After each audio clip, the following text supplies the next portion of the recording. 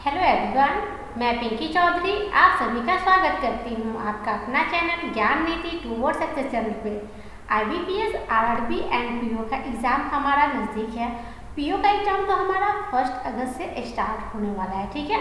तो इसीलिए आपके लिए प्रैक्टिस के लिए हमने आज एक सर्कुलर सीटिंग अरेंजमेंट का क्वेश्चन लेके आई हूँ। सर्कुलर सीटिंग अरेंजमेंट में भी वो वैकेंट वाली क्वेश्चन लेके आई हूँ जिसमें कि पर्सन दे दी गई रहती है और एक सीट जो कि वैकेंट दिया रहता है। इस तरीके के क्वेश्चन आने के बहुत ज़्यादा चांसेस होते हैं और एग्जाम में आते भी हैं, क्योंकि ये पीओ का एग्जाम है, ठीक है। क्लर्क के एग्जाम में तो आपको इस टाइप के नहीं ही देखने को मिलता है, बट पीओ में पूछ सकते। तो चलिए हम प्रैक्टिस करते हैं और किस तरीके से हमें एग्जाम में अप्रोच रखना चाहिए, किस तरीके से पजल में सबसे ज़रूरी क्या है, कंडीशन नोट करना है। सबसे मेन इम्पोर्टेंट होता है इसको नोट करना है, किस चीज़ को, इसे को नोट करना, ठीक। कंडीशन को नोट हम इस तरीके से करेंगे कि बस हम एक बार क्या करेंगे, कंडीशन नोट करेंगे, उसके बाद दोबारा से हम इस पे क्वेश्चन पे इस पे हम नहीं आएंगे, ठीक है। बस एक बार ही कंडीशन नोट करना है और उसके बाद कंडीशन को ही देख के हमें क्या करना है, क्वेश्चन को सॉल्व करना है, मतलब कि पजल को सॉल्व करना है। तो चलिए हम सीखते हैं कि किस तरीके से हमें कंडीशन को नोट करना चाहिए, फिर हमें कैसे बनाना चाहिए पजल को। ये आपका हिंदी में, इंग्लिश में है और ये आपका हिंदी में है। आप खुद से भी ट्राई कर सकते हो, आप वीडियो को पॉज करके खुद से करो, इसके बाद एक्सप्लेनेशन आप देख सकते हो, ठीक है। चलिए हम खुद से को बनाना स्टार्ट करते हैं। इसमें क्या रहा है कि 8 person ABCDEFGH are sitting around a circular table, ठीक है, फेसिंग द सेंटर। सब क्या है, फेस कर रहे हैं सेंटर क्यों। There is the total of the 9 seat, but उसमें क्या है 8 पर्सन है, बट सीट कितना है, 9 सीट है on the circular table. 1 seat is vacant, पहले ही मैंने बता रखा है कि वैकेंट है एक सीट, तो 1 seat is vacant. All the information is not necessary in the same order. ऐसा नहीं है कि ये सारे जैसे है इसी ऑर्डर में बैठेंगे, ऐसा बिल्कुल नहीं। अब हमारा क्वेश्चन यहाँ से स्टार्ट होता है, ठीक है। एग्जाम में आपको ये जो पार्ट है ना, वो आपको ज़्यादा टाइम नहीं लगाना है इसको रीड करने में। बस एक बार इसको देख के मतलब एकदम क्यों बहुत स्पीड में इस लाइन को पढ़ना होता है, क्योंकि हम इस पर यदि टाइम ज़्यादा देंगे ना तो फिर आगे हमारा टाइम लग जाएगा, ठीक है। इसलिए कंडीशन को इसको पढ़ने में ज़्यादा टाइम नहीं देना। अब हमें इस क्वेश्चन को पढ़ना है, देन कंडीशन को क्या करना है, इस तरीके से आपको। चलिए सबसे पहले हम क्या करते हैं, कंडीशन को नोट करते हैं। क्या कह रहा है, G seat third to the left of the person who seat second to the left of F. F के लेफ्ट में जो सेकेंड है, तो देखियो एफ है, एफ के लेफ्ट में ये सेकेंड, ये पर्सन, ठीक है। इसके लेफ्ट में थर्ड कौन है, जी है, तो इसके लेफ्ट में थर्ड 1 2 एंड 3, यहाँ पे क्या आ जाएगा, जी आ जाएगा। क्लियर है। इस पर्सन के लेफ्ट में थर्ड बोला है तो जी आएगा इस पर्सन के लेफ्ट में, ठीक है। इस तरीके से मतलब कि जी और एफ के बीच में कितने हो गए, 4 पर्सन हो गए। यहाँ तक क्लियर है। चलो अब आगे क्या करें, H seat third to the left of the one who seat immediate left of the vacant seat. Vacant seat मान के चलो एक वैकेंट सीट है, ठीक है। इस वैकेंट सीट के इमीडिएट लेफ्ट में जो पर्सन है, इस पर्सन की बात कर रहे हैं, उसके लेफ्ट में, इसके लेफ्ट में थर्ड, तो कितना हो गया, थर्ड में यहाँ पे एच आ जाएगा। क्लियर है। मीन्स कि एच और वैकेंट सीट के बीच में 3 पर्सन है, ठीक है। इस तरीके से कंडीशन नोट करना है। Neither H node F is immediate neighbour of vacant seat, मतलब वैकेंट सीट के नेबर में जी भी नहीं है और एफ भी नहीं है। इस तरीके से लिख के क्या करेंगे, हम क्रॉस कर देंगे, ठीक है। चलो यहाँ तक हो गया। अब क्या करें, 2 person seat between vacant seat and the person who seat immediate left of ए।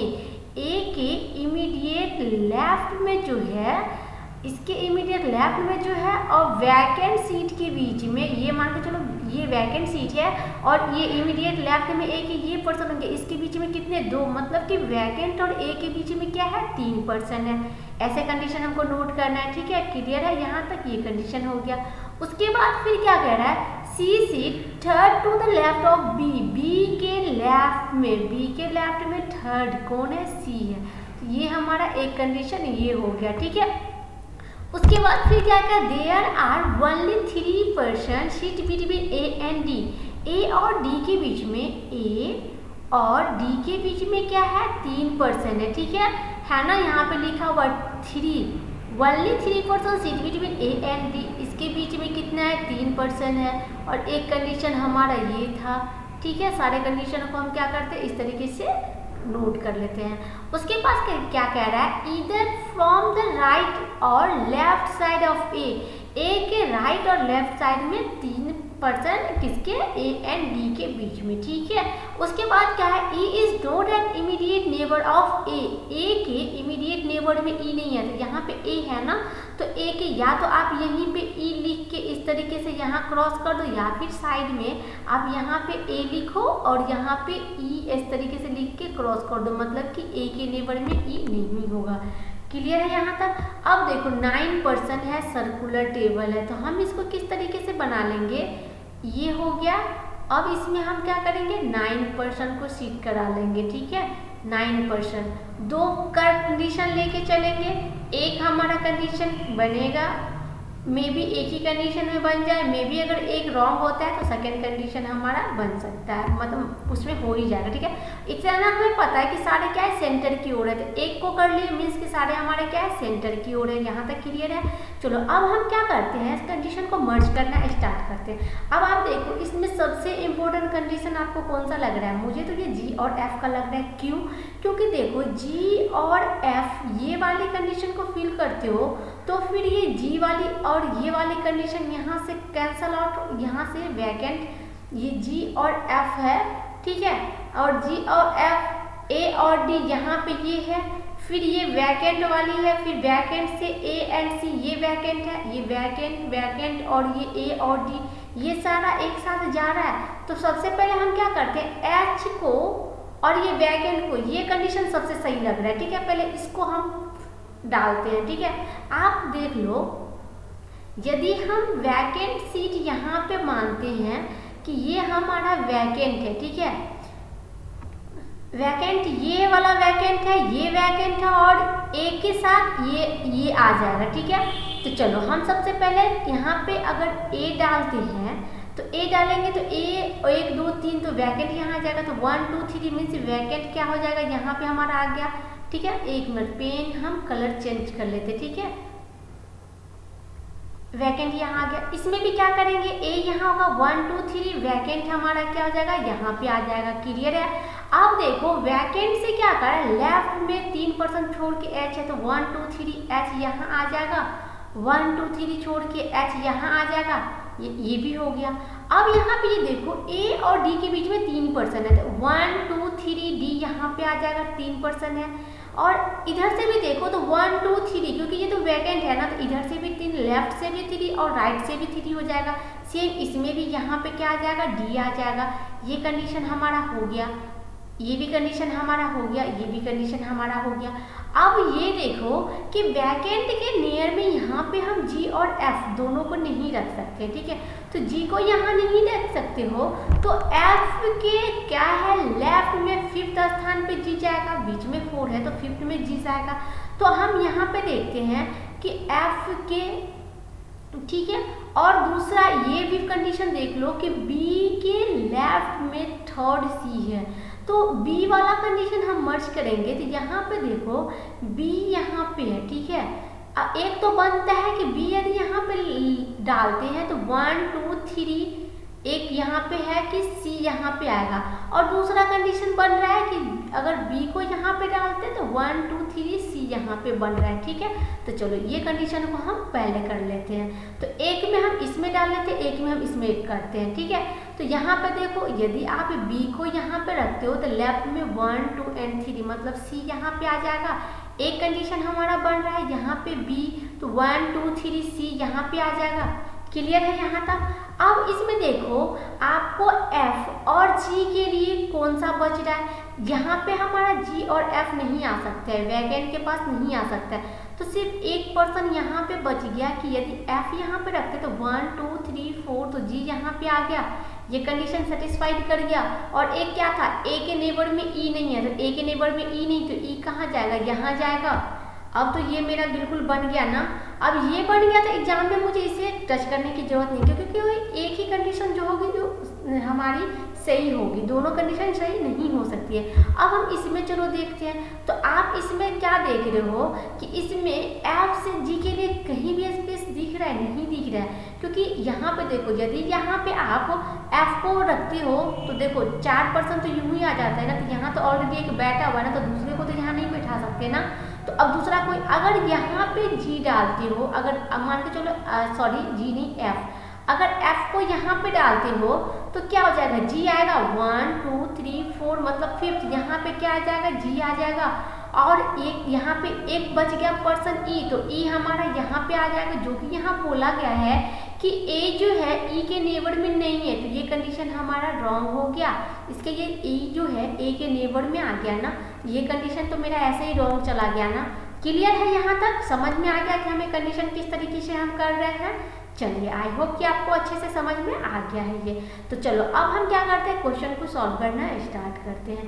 अब हमारा ये फिगर बन चुका है, तो क्वेश्चन देखते हैं। क्वेश्चन क्या कर रहा है? निम्न में से कौन से कथन सत्य है, मतलब which of the following statement is true.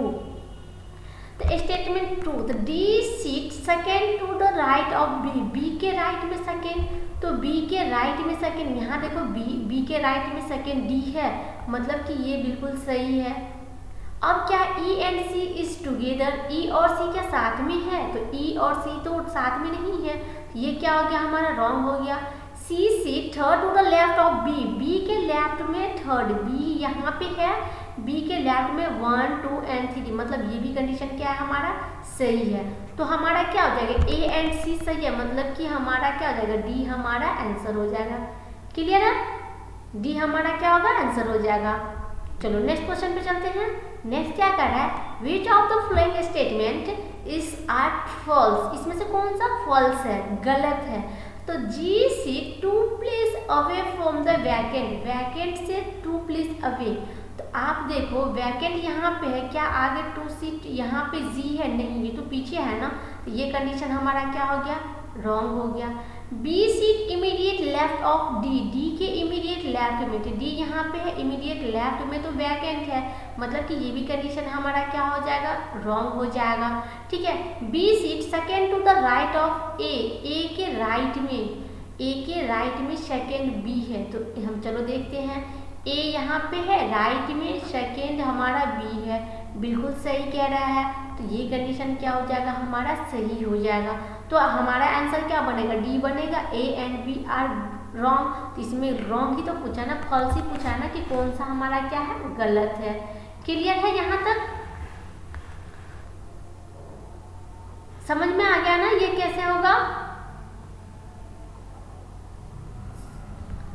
एक मिनट है, यहाँ पे ये क्या कर रहा था? ये फर्स्ट कंडीशन हमको कुछ लग रहा है। देखो फर्स्ट कंडीशन में जी से 2 place away from the vacant, vacant से 2 सीट, तो वैकेंट से 2 सीट दूर है, ये तो नहीं बोला है ना कि लेफ्ट में या राइट में, तो 2 सीट तो दूर है ना जी, तो सही तो है, ये तो कंडीशन बिल्कुल सही हो जाएगा। एक मिनट मिस्टेक हो गया यहाँ पे, ये कंडीशन बिल्कुल सही होगा, क्योंकि यहाँ पे लेफ्ट या राइट की बात नहीं कह रहा था, सिर्फ कह रहा था कि दूर है। ठीक है, तो सिर्फ हमारा बी गलत हुआ, मतलब कि हमारा आंसर कौन बनेगा? बी आंसर बनेगा, डी नहीं बनेगा, हमारा आंसर बी बनेगा। क्लियर है?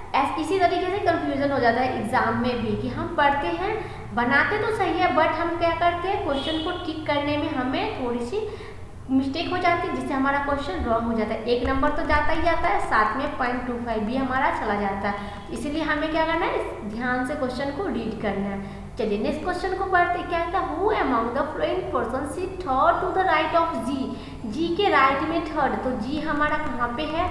जी ये रहा, राइट में थर्ड 1 2 3 क्या है? एच है। ठीक है, तो हमारा इसमें क्या बन जाएगा? डी हमारा आंसर बनेगा। क्लियर है? यहाँ तक डी हमारा आंसर हो गया।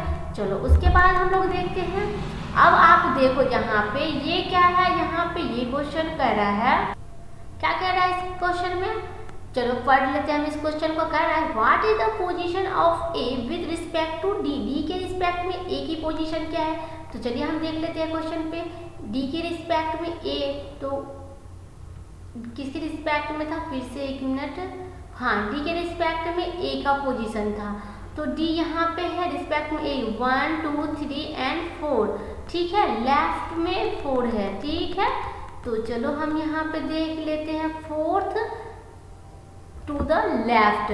सही है, यहाँ पे ये हमारा क्या हो जाएगा 4 टू द लेफ्ट, मतलब कि ये हमारा आंसर हो जाएगा।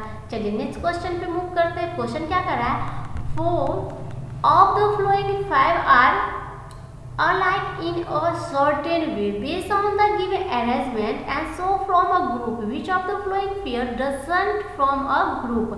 इसमें कह रहा है कि ये कौन सा जो है इसमें सारे एक ग्रुप में है और एक जो है वो इससे अलग है। हिंदी में भी पढ़ लो।